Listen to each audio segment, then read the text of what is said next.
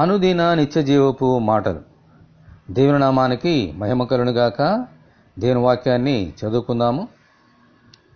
అట్టి మనుష్యుడు ద్విమనస్కుడై తన సమస్త మార్గముల యందు అస్థిరుడు గనక ప్రభు వలన తనకేమైనను దొరుకునని తలంచుకొనరాదు.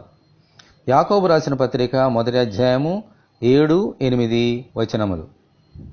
ఎవరైతే దేవునియందు విశ్వాసముంచక సందేహపడుచున్నారో అటువంటి మనుషుడు ద్విమనస్కుడు అని లేఖనము బోధిస్తోంది. అంటే అటువంటి మనుషుడు దేవునితోనూ దేవుని వాక్యముతోనూ ఏక మనస్సు ఏకాత్మ కలిగి జీవించలేడు. కొంచెము కాలము దేవునితోనూ కొంచెము కాలము లోకముతోనూ జీవించుచు స్థిరము లేక అస్థిరత్వము కలిగి జీవిస్తాడు. ఇసుక మీద కట్టబడిన పునాది వలె ఉంటూ శోధనలు వచ్చినప్పుడు పడిపోతాడు.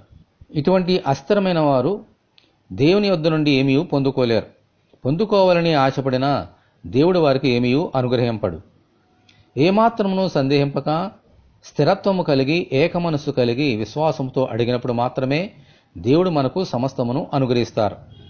దేవునికి స్తోత్రము కలుగునుగాక. ఆమేన్. ఇటువంటి కృప కొరకు మనమందరము దేవుని ప్రార్థన చేసుకుందాము.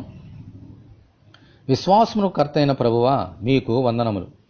మీ యందు ఏక మనస్సును స్థిరత్వమును కలిగి విశ్వాసముంచి మేము అడుగు వాటి నెలను మీ యొద్ద నుండి పొందుకున్నట్లు అనుగ్రహించమని, ఈ వాక్యం వింటున్న నీ బిడ్డలందరినీ అలాగున దీవించమని ప్రభు అయిన యేసుక్రీస్తు ద్వారా ప్రార్థన చేస్తున్నాము తండ్రి.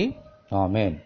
తండ్రి అయిన దేవుని నుండి మన ప్రభు అయిన క్రీస్తు యేసు నుండి కృపయు కనికరమును సమాధానమును మనకు కలుగునుగాక.